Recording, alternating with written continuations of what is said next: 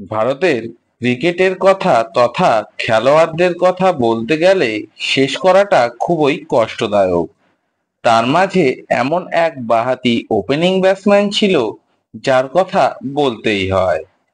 Cricket জগৎ তাকে mister ICC ও গাব্বার নামে জানে। সে বর্তমান সময়ের অধিনায়ক রোহিতের সাথে কাঁধে কাঁধ মিলিয়ে দেশের হয়ে অনেক রান করেছে। সে আমাদের সকলের পছন্দের বাঁহাতি প্রথম সারির ব্যাটসম্যান শিখর ধাওয়ান। ধাওয়ান ১৯৮৫ সালে ৫ই ডিসেম্বর ভারতের দিল্লিতে জন্মগ্রহণ করে। তার ছোটবেলা থেকেই খেলাধুলার প্রতি একটা আলাদা ঝোঁক ছিল। শেখর প্রথম ক্রিকেট প্রশিক্ষণের জন্য যায় একজন উইকেট কিপার হিসেবে।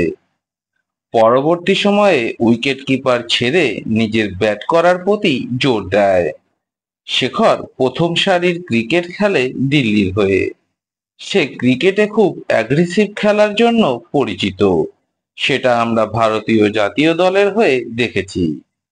শেখর ২০১২ সালে বক্সার আয়েশা মুখার্জিকে বিয়ে করে।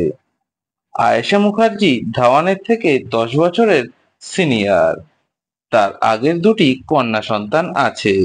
২০১৪ সালে আয়েশা ও ধাওয়ানের একটি পুত্র সন্তান হয়।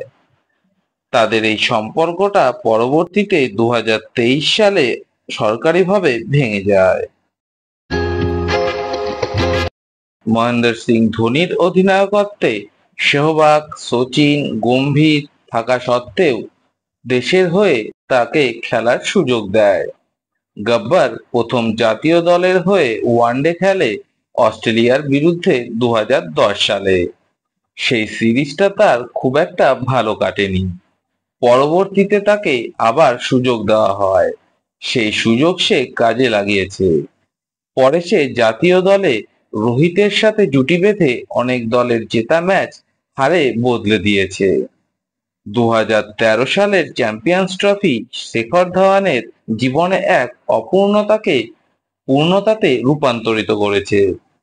সেই ট্রফিতে সবথেকে বেশি রান করে ম্যান অব দ্য টুর্নামেন্টের পুরস্কার পেয়েছে।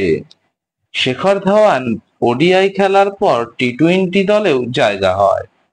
প্রথম জাতীয় দলের হয়ে টি-টোয়েন্টি খেলে ২০১১ সালে ওয়েস্ট ইন্ডিজের বিরুদ্ধে। এই ফরম্যাটেও তার পারফর্ম বেশ ভালোই ছিল। তারপর তার সুযোগ হয় ভারতীয় টেস্ট দলে। সে প্রথম টেস্ট ম্যাচ খেলে ২০১৩ সালে অস্ট্রেলিয়ার বিরুদ্ধে। শেখরকে ৩ ফরম্যাটে এক অসাধারণ ওপেনার হিসেবে পায় ভারতীয় ক্রিকেট দল। তার ঝুলিতে রয়েছে ২৪টি সেঞ্চুরি ও ৫৫টি হাফ সেঞ্চুরি।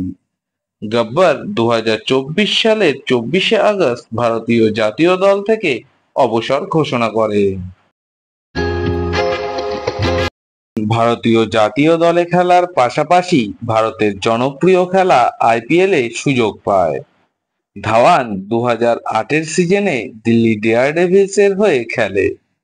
২০০৯ থেকে ২০১০-এর সিজনে মুম্বাই ইন্ডিয়ান্সের হয়ে অংশ নেয়।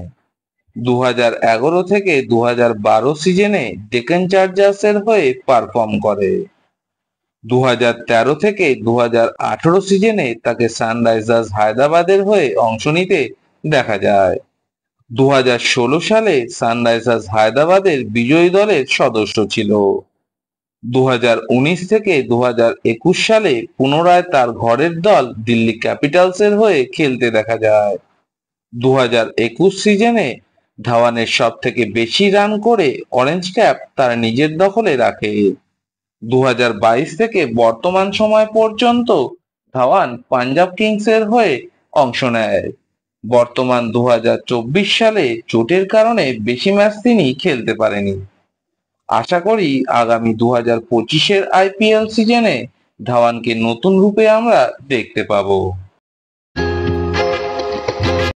বন্ধুরা, আমি জয়ন্ত।